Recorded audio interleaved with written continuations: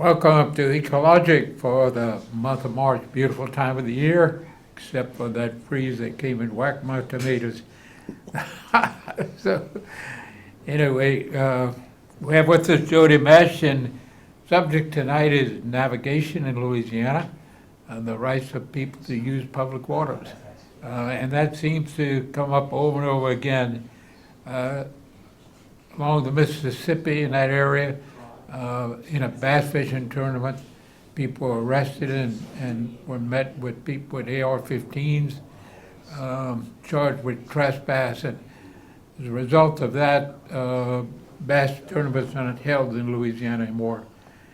Also with the redfish tournaments, because of arrests that were made in Cameron Parish. And Cameron Parish Sheriff's Department is working with landowners, and they set up cameras. And these cameras will get your boat registration, and that rings a bell in the sheriff's department. And so then they go out, find your car and trailer, and there's a criminal trespass ticket waiting for you. So those are the unwelcome signs hanging out in the sportsman's paradise. You know, all over the Chafly Basin, private landowners are claiming stuff that really is not theirs. Grand Lake is an enormous lake area, and wherever the Grand Lake was is all public, free for the public access and use.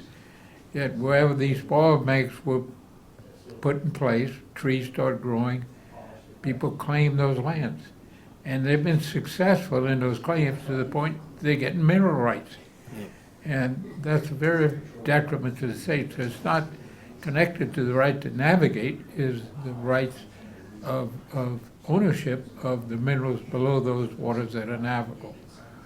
As the land washes away in the coastal zone, and we're losing 100,000 acres a year easily, and so the marsh turns into the bay. Well, people are being arrested for going into those open water areas. It's a denial of the public's rights. And how do you define navigation? There's an Alaska case in the 80s that gives us the current definition of navigable waters.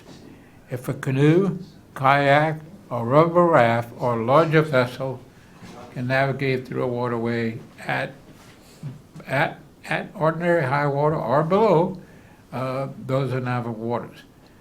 So I mentioned ordinary high water because over flood areas, that navigation right may not extend to your backyard. But flood and ordinary high water is two different things. And so as defined by the Alaska federal courts, that is the current rule of navigation. A canoe, kayak, rubber raft, or any powered vessels can really navigate without obstructing the bottom. Now, a rubber raft will easily float about 8 inches a foot. My canoe will easily navigate in a foot of water, and a pirogue too. And so that's one definition. Then tidal waters, as defined by federal courts, the tidal waters of a depth sufficient to float a hypothetical toothpick at the highest tide of the year defines what we call a sovereignty of lands and navigation rights.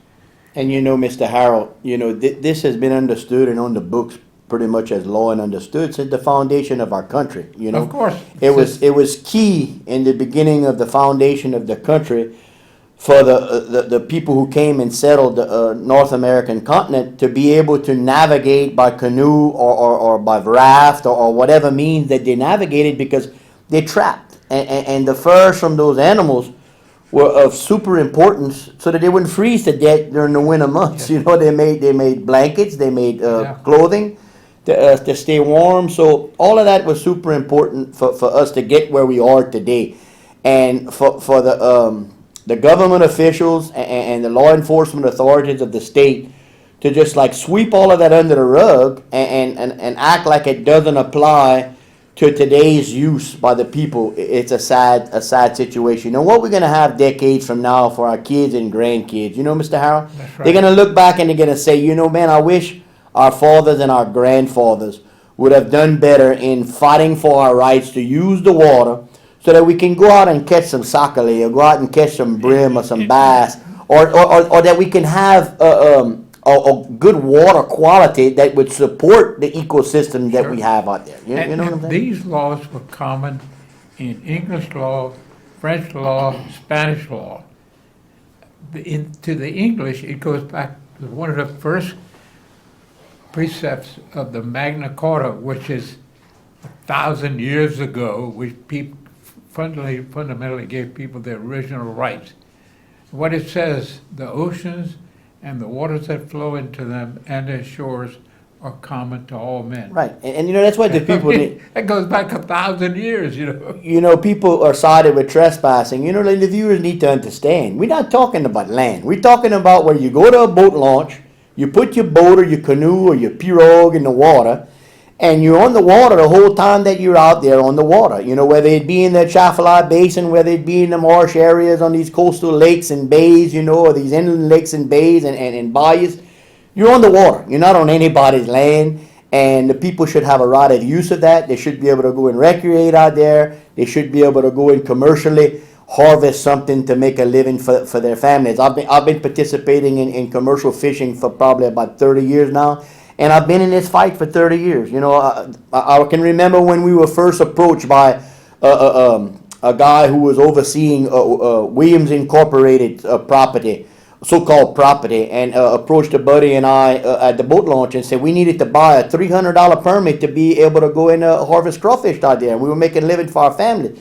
And my buddy, you know, he was afraid because we were making money that we needed to make. I said, and he was like, well, where I got to go to do this? And it was trying to connect it to the Plaquemine courthouse, the That's courthouse right. in Plaquemine in Iberville Parish. And I said, let me tell you something, buddy. I said, you're going to have to come up with a lot more than that paperwork you got in your hand for me to buy a $300 permit. And that was 30 years ago. And I've been fighting ever since. I've been in court on several occasions. I've been threatened by lawyers over the years. I mean, you know, Mr. Harrell has helped us with this. He's the one who taught us how to fight. And we're still out there harvesting crawfish. It's We're tough. still in court. We're still in court. We're in court today, as a matter of fact. We're defending a couple of fishermen who were cited with criminal trespassing about 3 years ago. About 3 years ago for crawfishing on the waters, on the navigable waters in the Atchafalaya Basin. And it On looks a like we're lake- going to win On that a case. lake that's been, it was identified on the oldest maps. Correct. That lake was identified on the Confederate Civil War maps. Yep, that's right. Yeah. And you still have navigable access on there today, and Yeah. it's still productive as far as for commercial fishing today.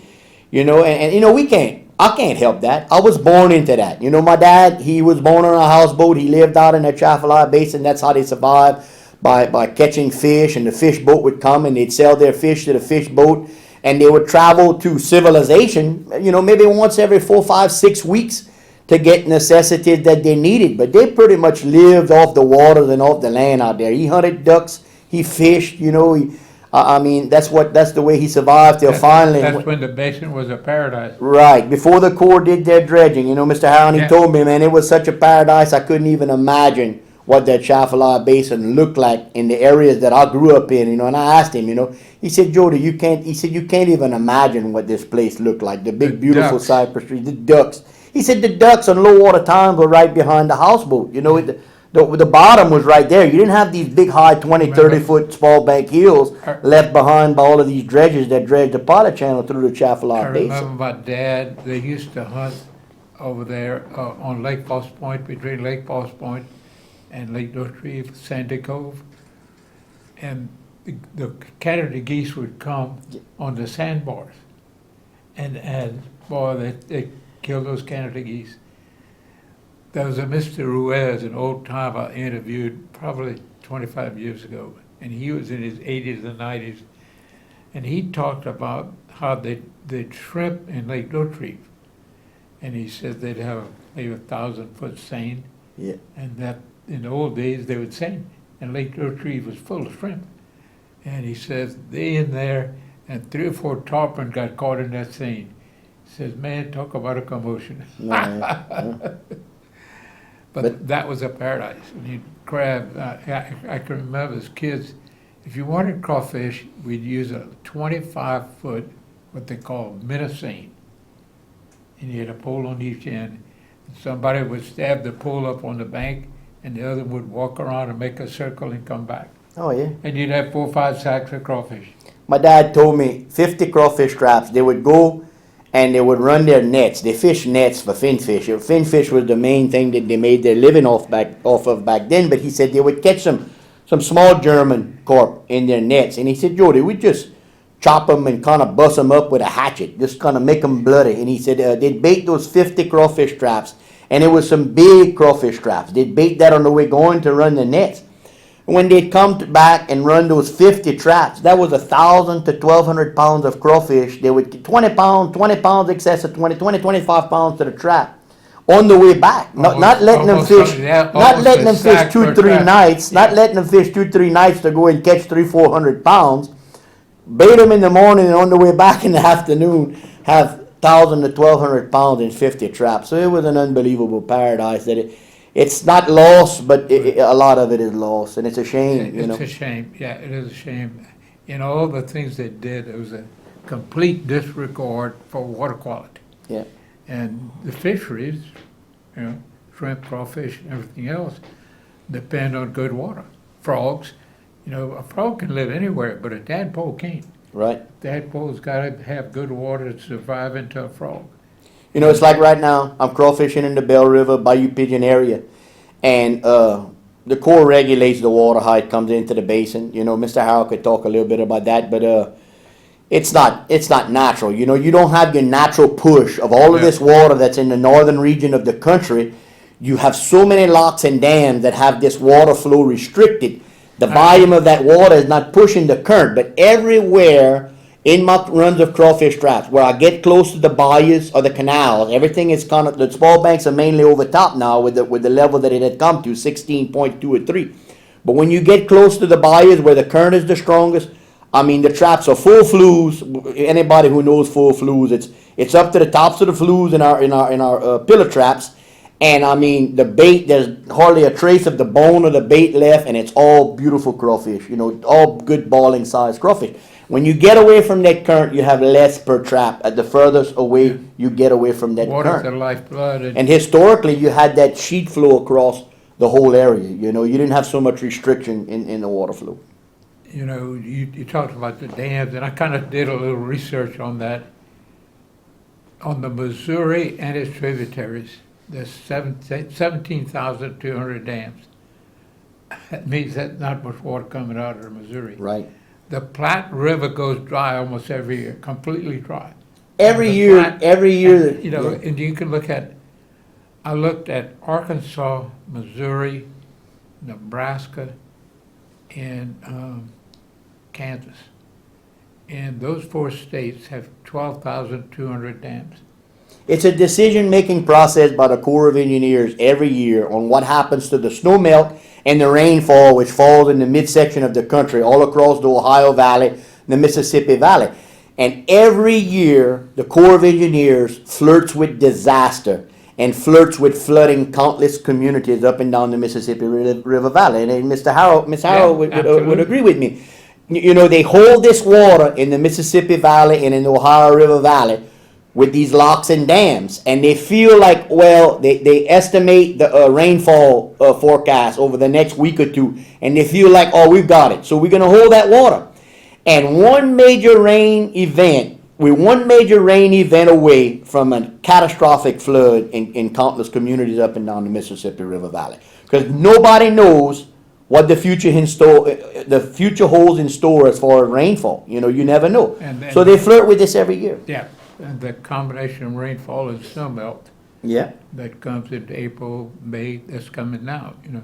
You know, and they say that they're bound to a 70-30 split. And Mr. Howell says when Red River Landing gets us above 48 flood foot, stage, then they it's go to 50-50. 50-50.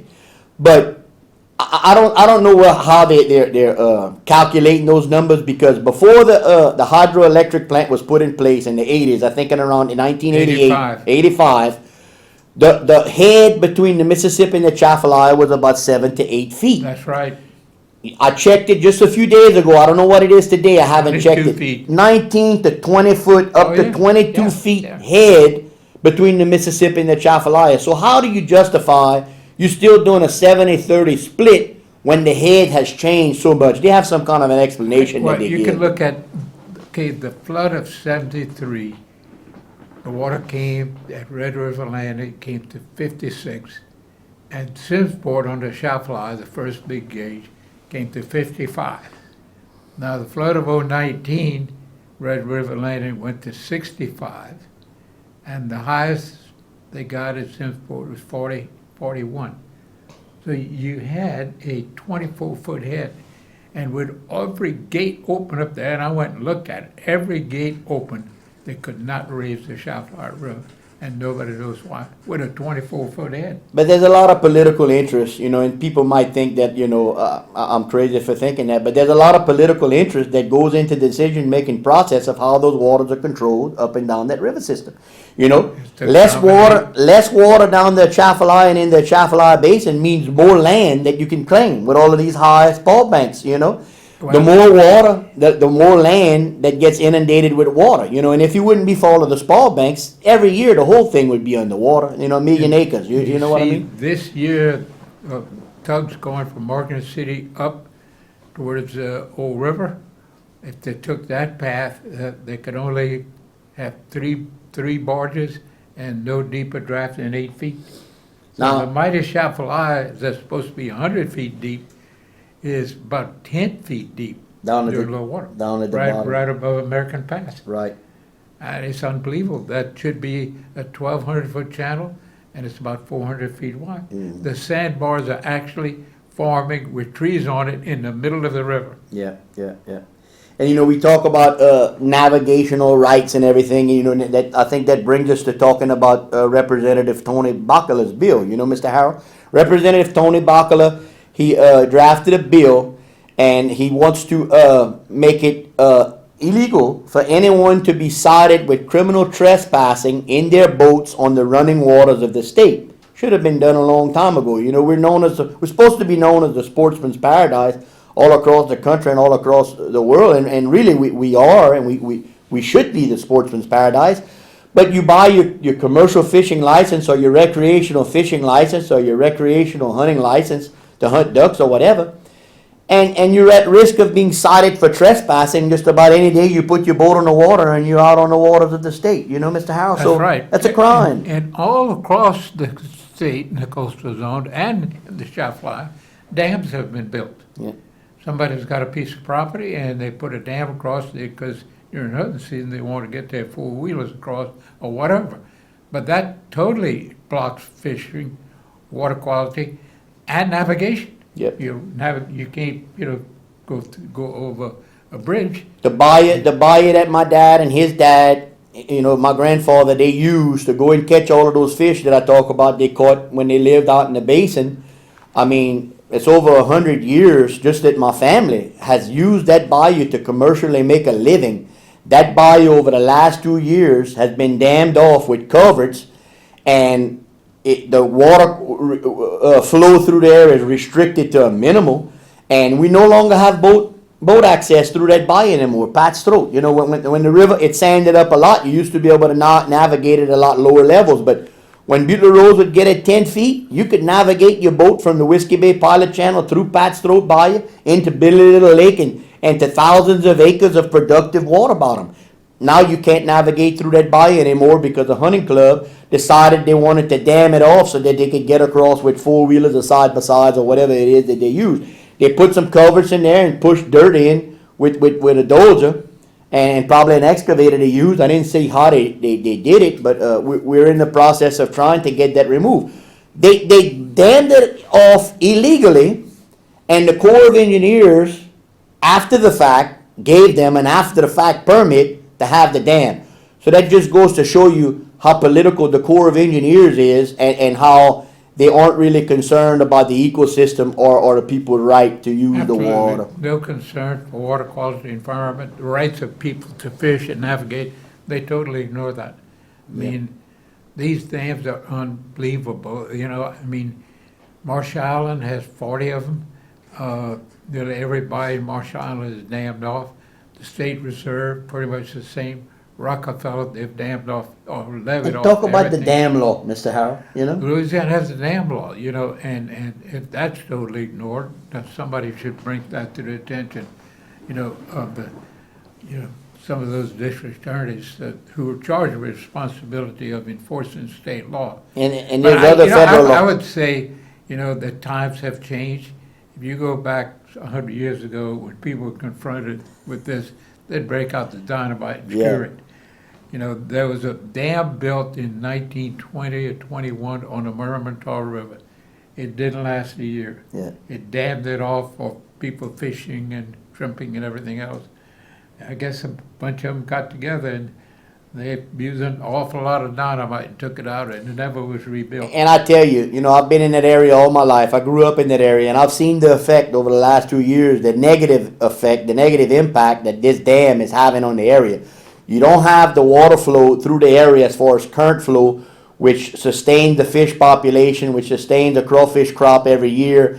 And the amount of sediment and silt that is building up in the foot of Billy Lake because the water flow is slowed so much that because of the restriction of those culverts in that dam, that sand just drops. So the bottom of Billy Little Lake has built up over the years because it has sanded up from the water flow over the years. But now that it's restricted so much, the level of that bottom is coming up. It's elevating unbelievably now over the last couple of years.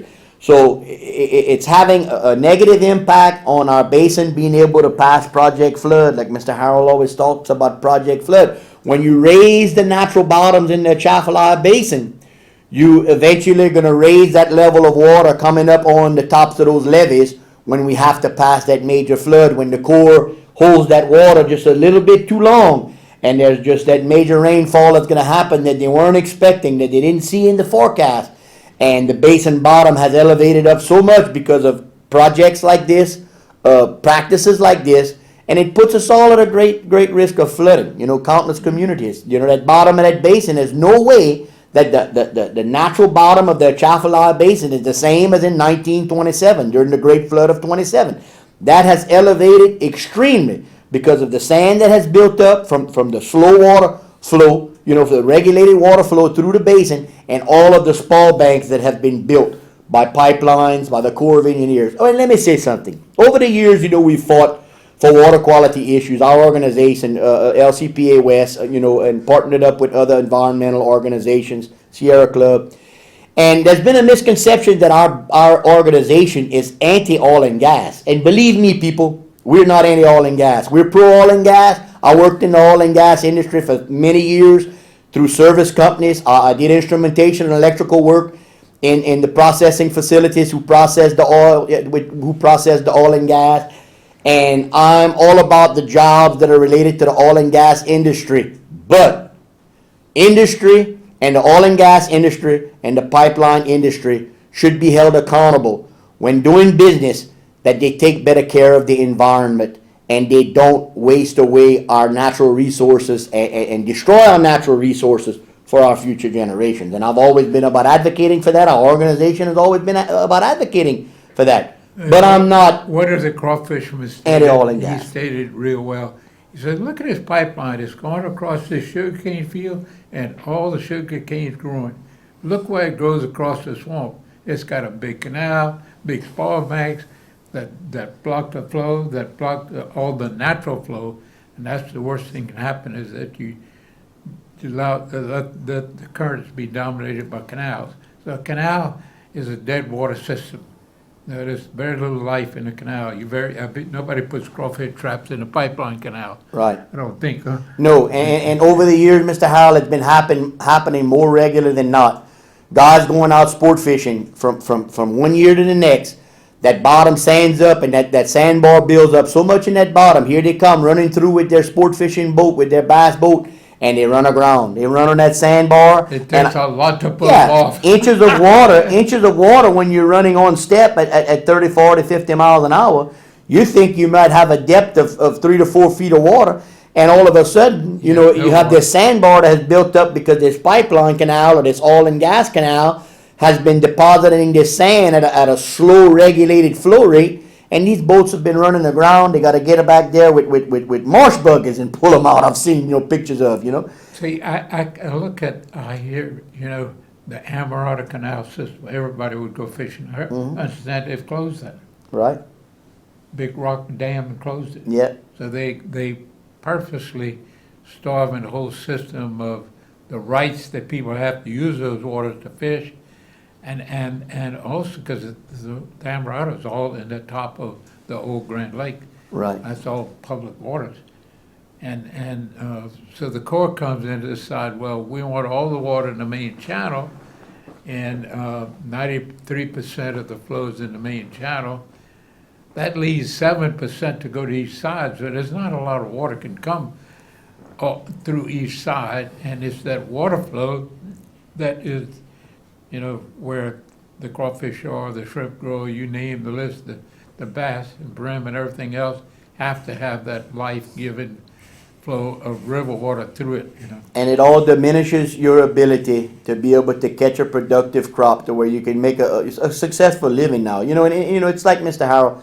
We don't catch the several hundreds and into the thousands of pounds of crawfish we used to catch annually anymore because the system just doesn't sustain it anymore. So we go out there, we have to put numerous runs of traps. I'll fish as many as 3 to 4 runs of traps, and you have to let them fish 2 to 3 nights.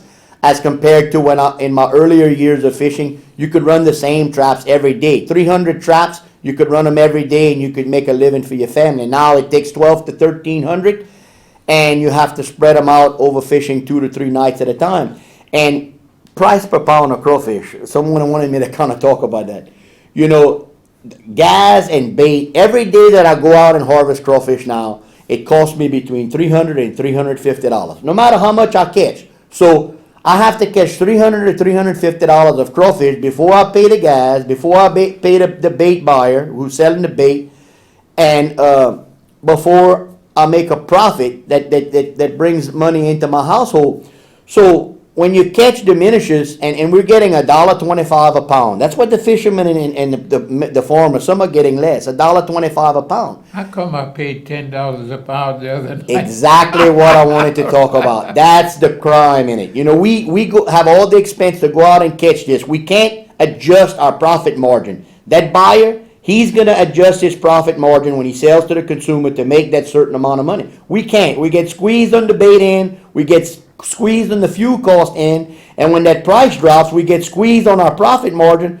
So we're the only ones that take the lick. And then the consumer doesn't get to enjoy that. Lately it was $2.50 a pound, so $1.25 price drop from $2.50 a pound to $1.25. The consumer doesn't get to enjoy that. You go out and eat ball crawfish, you're still paying $7-8 a pound You for should be ball able to crawfish. buy a sack for $60 or $70. So just to let the viewers know what kind of crime it is to the commercial fisherman and to the farmer, we're suffering. We're taking a heck of a lick on that price. And at $1.50, when it went below $1.50, that was pretty much our rock bottom. You get below $1.50, you can't make it anymore. You have to catch a boatload of crawfish, And it's hard to catch a boatload these days.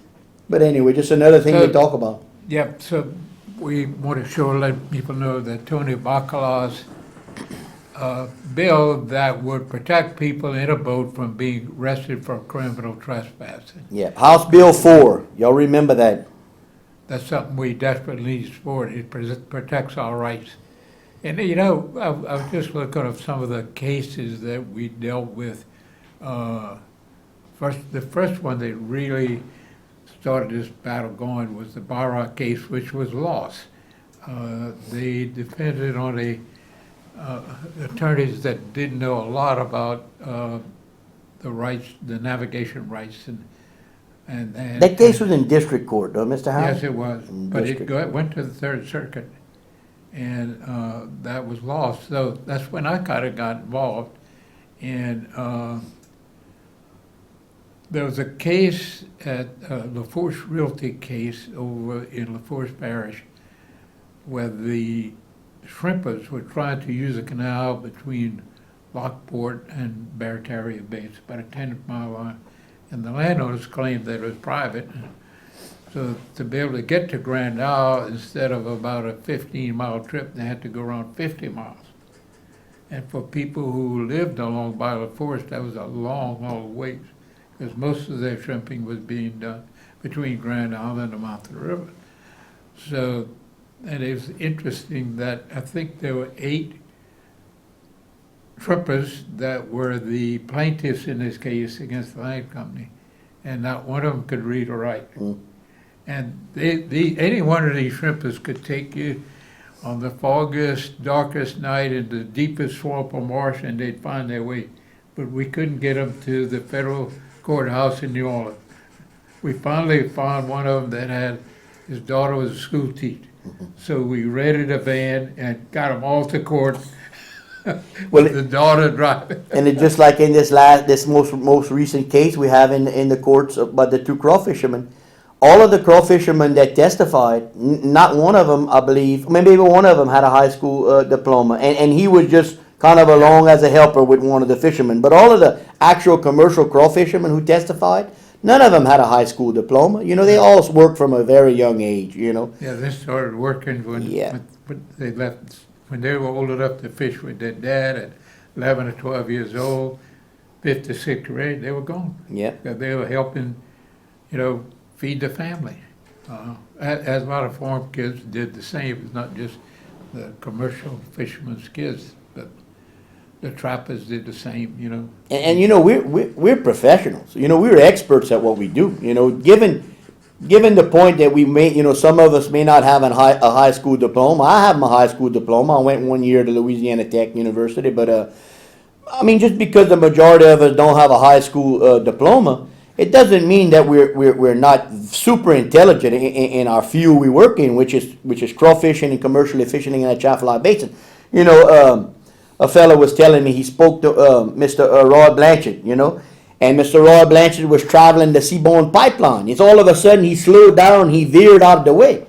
He said, Mr. Roy, why you veered out of the way with your boat? Why you went to the side all of a sudden like that? Roy said, they got a stump under the water right there, Nick. He said, I didn't want to throw you out the boat. He was absolutely amazed that Mr. Roy Blanchard knew where that stump was under the water out there in the thousands of acres of the Atchafalaya Basin. And we all like that. We avoid the Once you stump. hit it, you know where they are.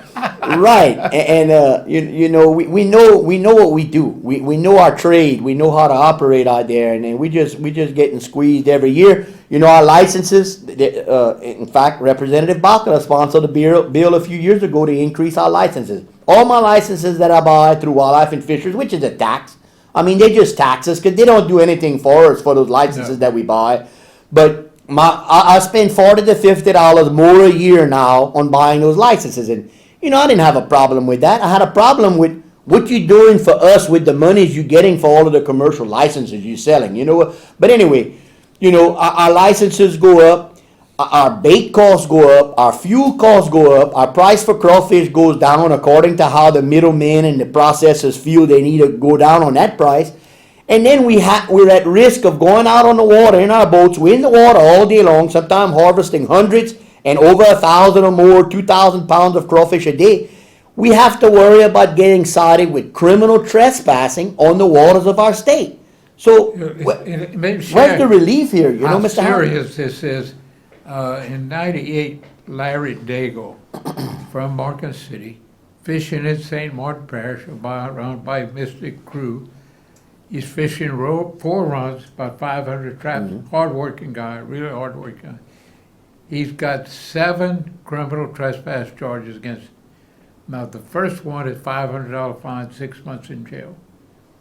And so what do you do with 7 of them? He could still be in jail from that. And back then, that was a lot of money back then. Well, not only that. And the courts were not friendly to the crawfish. Yeah. They were friendly to the district attorneys and landowners that wanted them arrested. And so, that went to trial. And that was a 5-day trial. And Judge Connery issued a 42-page decision.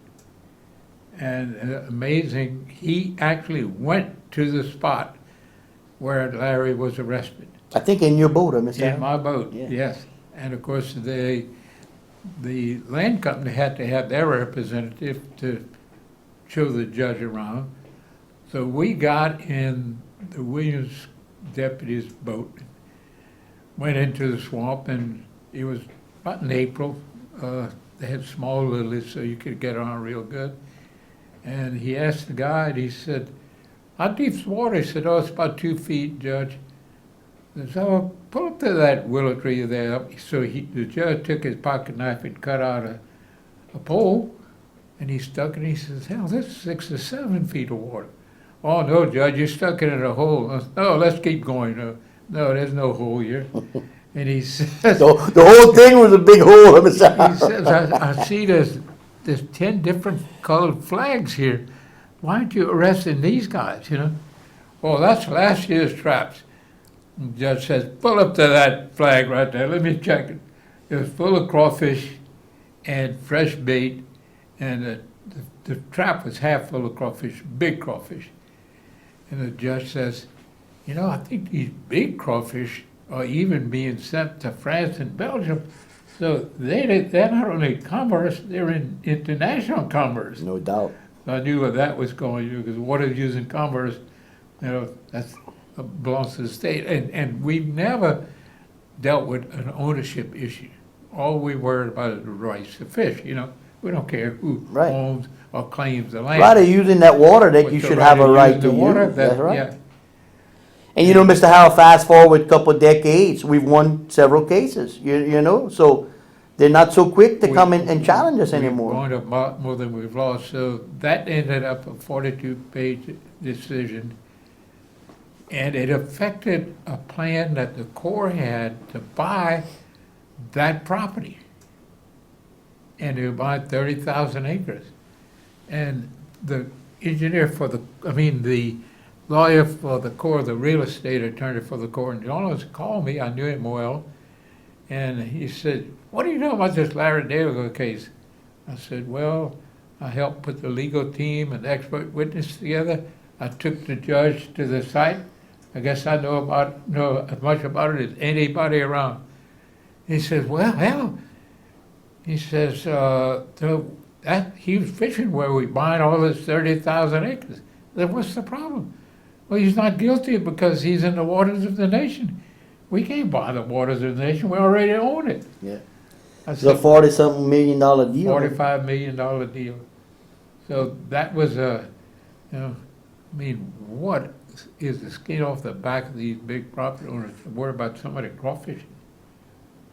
You know, all of the millions they've collected, you know, And Mr. of course, Howell, that's going on in the marshes right now. and all of the millions they've collected over the many decades, oil and gas, the timber. Why bother the poor crawfisherman who's trying to make a living? And look, let me tell y'all something about your friendly wild crawfish fishermen. You know, we're professionals at what we do. And let me tell you something. The crawfish industry would not exist would it not be for us. Now I'm going to explain you why. When we go out through our season, sometimes we start as early as in October, November, and we'll go as late as into the end of August. You know, and sometimes it's a little bit shorter, sometimes it's a little bit longer. Whenever our window of opportunity arises that we can go out and catch crawfish that the public wants, we go out and we fish for them. But what's super important is toward the end of the season, when we're catching those crawfish that have the breeding process, and all of those female crawfish are bred, and they're going to have numerous babies. The farmers want to buy our basin crawfish to seed stock all of their acres that they harvest all of the farm crawfish on. And I know for a fact, you ask any farmer, if they don't seed stock with basin crawfish, they don't have a good sustainable crawfish crop or production out of their farm acreage. So super important. I mean, the industry would not exist would it not be for y'all. And another thing, the crawfish I'm catching right now are unbelievable. I grade out the smaller ones. I dump on a dime grader. All of the juveniles go overboard. And the only thing that goes in my sacks is something that you know is desirable to me if I want to ball. And if I want to ball them, everybody else is going to be happy with them too. And let me tell y'all something. We've eaten them about 4 or 5 times spread out over the last couple of months. And they're absolutely unbelievable. The best crawfish that you're going to eat in the world. So the importance of us to the state. People come from all over the world, all over the country. They come to Louisiana, and you can ask Commissioner Mike Strain of the Department of Agriculture. People want to come here and enjoy and experience our ball crawfish and our crawfish and all the different recipes that the Cajun culture has come up with and offered over the years. So unbelievable importance we have to our state, to our economy. Think about a man, some of them are spending more, but myself, 5 to 6 days a week, spending $300 to $350 and out before everybody gets up in the morning, before a lot of people get up in the morning, going out on the waters and plying those waters and catching a few hundred, sometimes over 1,000 pounds of crawfish to put on the market. All the economy that's generating. Those baits, they're coming in from the East Coast that are able to I said my bait's 80 cents a pound. So I'm making people on the East Coast available to have an income by fishing those bait fish that they're catching and sending to Louisiana for us to buy for bait. The gas, the amount of gas. I mean, I used to buy Shell gas. I stopped buying Shell gas because it's a foreign company. I tried to buy more of they're probably all foreign owned now. But anyway, I switched from Shell. But since I stopped buying Shell gas, I get reminders on my phone. They want to come and buy my. They've been giving me a nickel discount, but they see I'm not buying their gas anymore. But I probably use $500 to $700 of gas a week, and then every time my crawfish, Mr. Howard can tell you, when I put those crawfish on the market, you can multiply what I get paid for those crawfish. You can multiply that through the economy probably 10 to 12 times by the time it's finally consumed. So imagine what in excess of probably 1,000 commercial crawfishermen right now, the impact we're having on the economy of our great state of Louisiana. Look, last year at a midpoint, they were catching crawfish like crazy. Mm-hmm. I saw boats coming in with over 100 sacks. They couldn't hardly get up on the step. Right. And and I talked to the fisherman, and he was fishing right where you're talking about, where a breakthrough has allowed river water get actually into the swamp. And he says where that mix of brown and black water is happening, that's where he was catching the dickens out of. Right. That good water was getting into the swamp, It's all about the current flow. It's all about that water moving and having a good current flow. The fishery reacts to it the same way. A good sport fisherman, he knows that he's got to fish some good moving water. It's dead stagnant water. He's not going to catch a whole lot of fish. I can promise you. That's for sure. Yeah. And you were involved in a federal case on Lake Rockade, and it's kind of. It tells the whole story. You were involved in a shooting incident. Yeah, that landed in federal court.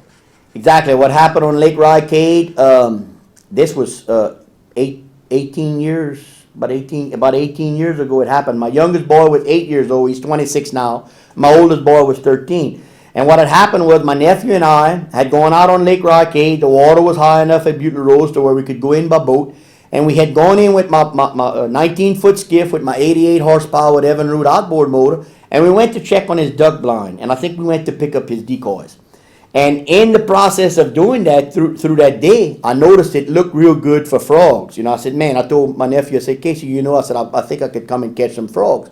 So it was either the night after or a couple of nights after, I decided to go frogging on the lake with my two boys, my 13-year-old and my 8-year-old. And the guy who had a camp there, he leased the whole area, and he leased the lake, and he felt like the lake belonged to him. Yeah. He felt like it was a private lake, and I was on his private property. And he shot at us. The bullet hit very near to my boat. I saw where the bullet hit, and I heard the sound, and I told the boys to get down in the boat. I went toward, he was shining a light in the sky. The guy was a nut, but I confronted him. And we had words, and my boys were very scared, so it didn't escalate to the point to where it could have escalated to. But I was the plaintiff and the defendant. He filed a temporary restraining order against me. I believe he filed trespassing charges. A lot of other fishermen. Yeah, a lot of other. Yeah. No one throughout the whole court proceeding until we went to court. No one could even pass in the Atchafalaya River by the guy's camp because the restraining order was on them. Which means you couldn't buy ammunition, you couldn't buy a gun, you couldn't buy I had shotgun trouble shells, buying guns. shotgun shells, all of that. I had all of that was dealt to me, and our lawyers won that deal in district court. And then we argued the facts, the navigable facts of Ricade Lake in federal court. And Judge Rebecca Doherty wrote a 40 somewhat page ruling, 8 days of trial. And she wrote a 40-page ruling saying Ricade Lake was the navigable waters of the U.S. So anybody can go on Ricade That's Lake. the Bayou Laurent oil field, and it's claimed by a private company out of Tulsa, Oklahoma. All the royalties are going to that company, should be going to the state of Louisiana and St. Martin Parish. Right. And with Mr. Harold's help, we lined up a meeting with the then, I wanted to talk about that because it's kind of funny, with the then Attorney General, Charlie Forti, and Mr. Clem Story was a friend of Mr. Harold. He was the assistant AG. And we lined up a meeting. Mike Bienvenu was the president of the organization at that time. I was the vice president, Mr. Harold. Attorney General Charlie Forti went up in his big office in that big building over there in Baton Rouge. We sat at this big nice table. And we told him the issues, and he was going to proceed on claiming, going after the resources on that lake, which has been the minerals, which had been illegally paid to private claimants who it didn't belong to. It belonged to the state. And we were talking about that issue, and Clem Story was in there, and old Attorney General Forti kind of talked like that, and he had a big cigar hanging out his lip. He said, "What you say there, Clem? They can kill me, but they can't eat me." I said to myself, boy, I like that guy, Attorney General Charlie Forti, but I got a kick out of that. I thought it was pretty amusing. But these naval waters, that's the definition. Naval waters belong to the state. And so when somebody is crawfishing, Yeah. that defines naval waters. So, it's like the Larry Daigle case. That whole area was an Exxon field, big production field. We used to call it the checkerboard. There's so many canals in there. Yeah. We call it the checkerboard. Bayou February, Oh, Bayou yeah. Marsh, and all that. I get But sick. the state never claimed that. Every time I look at the map of the basin and I see that maze, that spiderweb maze of pipeline canals and oil and gas access canals, it makes me sick because I'm out there. I know what a destruction it has caused as far as water quality and But the it's- crippling effect of our water flow. It has had on the basin. So. It's- And navigation, because when you're navigating across a lake bottom area or a water bottom area, and you have a 15 to 20 foot continuous hill piled up, it's a dam that's blocking your navigation, and it's also blocking the flow of the the water. water that provides the fisheries. It should have never been allowed over the years. We should have taken better care of our environment and our resources. And like I said earlier, let's all pull together and let's leave something better for our kids and our grandkids to where they can look back on their fathers and their grandfathers and they can say, man, I'm sure glad they took good care of this to where I can take my boys and my girls out and enjoy, an experience in the Atchafalaya Basin, whether it be commercial fishing or whatever it be, enjoying some wonderful fish or crawfish coming out of those waters, because we're losing it all, because we haven't taken care of it like we should, And the Corps did horrible things out there. They're dredging this super channel and they're dumping all the waste into the swamp. Mm-hmm. And they raised the level of the swamp from, most of it was at sea level, they raised it 8 or 10 feet. Exactly. And you can go on the Lake Fospont side, all that swamp's still at -2 or 3. But all the swamps on the opposite side, you can look at LIDAR. Mhm. It's +10 or 12. The LIDAR tells the So story. if you took the levees down, the hill around there would be the basin. Right. The LIDAR tells the story. Grand Lake within the Atchafalaya Basin, when the pilot channel was dredged, it went right through Grand Lake came into Lake Falls Point, and the levee, Yeah, the they were levee very system was interconnected, formed. yeah. But there's also levees along the pilot channel, which are 20 to 30 feet above sea level. So they actually built up the level of that lake by 30 feet, 20 to Oh, yeah. 30 feet, at some instances. And over the years, because of the restriction of the flow of water, you don't have the carrying capacity to carry that sediment out to the coast. So here's the ramifications of that. we're losing coastline by the rate of a football field, however, so often that they say. hour. An hour. So the coast is gone. 100,000 acres a year we're losing. And we're elevating our floodplain, which we were supposed to be dependent upon to pass the flood, the major flood when all of the rain and the snow melt comes down the Mississippi River and Ohio River Valley. We've elevated to the point to where we can't pass the flood anymore. You know, and I'm gonna tell you something. I'm on the levee board. They're having major issues with the Mississippi River levee. Every year, that river stays so high, so long against that Mississippi River levee, it's causing a lot of problems. They're having to work that levee in numerous locations because the water staying so high for so long against that levee, it's compromising the integrity of that levee in a lot of places. The you know? levee right at Baton Rouge, the design height is 49 feet. It's actually 42. Yep. And the water went to 45. The only thing that kept Baton Rouge from being faced with a river flood was the Haley baskets Yeah. up there. Right now, flood stage at Baton Rouge in the Mississippi River is 35 foot, and we're on a fall right now. The river is experiencing a fall, but the forecast is it for it to rise again. Cairo flood stage is 40 foot. It's forecasted to go around 44 or better. That's not considering any major rainfall happen between now and the next week or two. Now, right now, Baton Rouge is forecasted to crest at 35.5 feet. So I think it's going to fall somewhere around 27 to 28 feet, but then it's going to rise right back up again to 35.5. So 0.5 above flood stage. And they're forecasting Butler Rose to only get back up to around 16 feet. I mean, there's going to be a 22-foot difference between the Mississippi and the Atchafalaya again, and they have their reasons for doing it, but it's putting the Mississippi River in jeopardy by leaving that river so high for so long up against those levee banks. And they need to do something different. I don't know what they're going to do, but they need to do something different. Well, you know, this all ties to coastal restoration. And there was a study done in the early 60s by LSU that looked at how much material is deposited in the Gulf of Mexico in 30,000 years. And their numbers is averaged 30 feet in 30,000 years, a foot per 1,000 years. Louisiana's coastal zone has grown 670 feet in 30,000 years. That's over 2 feet per century. And that's because every 8 or 10 years, you had a big flood that went over all the swamps. Everything below I-10 went underwater. That wasn't part of the old Mississippi's fall bank. And all those swamps got nourished and lifted, the marshes included. Now, what has changed is, one, we put all the levees that block the flows. We put dams all over the country. The Missouri and its tributaries has 17,200 dams. Some of the dams on the Missouri is 179 miles long.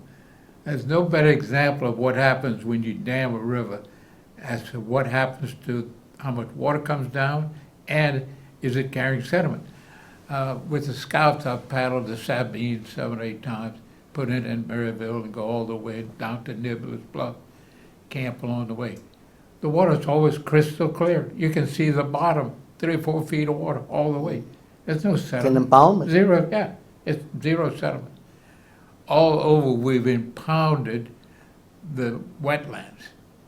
White Lake, Grand Lake is 1,000 square miles. It's about 20% of the whole coastal marsh ecosystem, and it's flooded.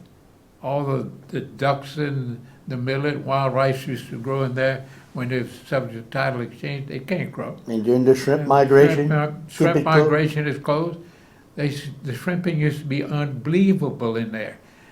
We would go as kids, you know, right after the war, and go spend an afternoon, and just with a 16-foot net, in 2 or 3 hours you'd catch 300 or 400 pounds I've of caught- beautiful shrimp. I've caught shrimp on White Lake with my 19-foot skiff pulling a 35-foot troll I had at the time when I used to go trolling on White Lake. It happened to be left open when the Yeah. migration Oh, occurred. you don't do it anymore, but just to say, those were the best shrimp I had ever eaten in my life, you know? Oh, yeah, yeah. But, yeah. You know, House Bill 4, y'all, don't forget about it. Try to send your support to the legislature, some type of way that you want it to support Tony Bacala's bill, so you don't have to be at risk of being charged with criminal trespassing when you go out on the water to the basin, whether it be fishing a bass tournament or taking your kids to jerk a few perch or catch a few sac-a-lait, you know, and, I mean, let's try to pull it together and make this issue better. There was a recent case, I guess, in Terrebonne Parish, where a bass fisherman is fishing right on the edge of the intercoastal. Now, the intercoastal was dredged 150 feet wide, 12 feet deep. Now it's about 300 or 400 feet wide and a lot bigger. So somebody's fishing on the bank. He's supposedly on private land. Yeah. And he's arrested, and one of the representatives, Senator Eddie Lambert at that Senator time, he was an attorney. defended him, pro bono, I think, and defended that the rights of someone to use the intercoastal canal to fish on. Mhm. So, our rights, and with it, we lose a lot of tourism dollars. People who fish redfish tournaments, bass tournaments, they will not come to Louisiana anymore. So, And the Jody, thank you. the BASS Foundation won't come to Louisiana because the fishermen will be at risk of being cited with So trespass. Jody, thank you for being here tonight. You've shared a lot of your good information about crawfishing and navigation in Louisiana. Thank you for having me, Mr. Harold, I appreciate it. Thank you. Appreciate all the viewers, thank y'all.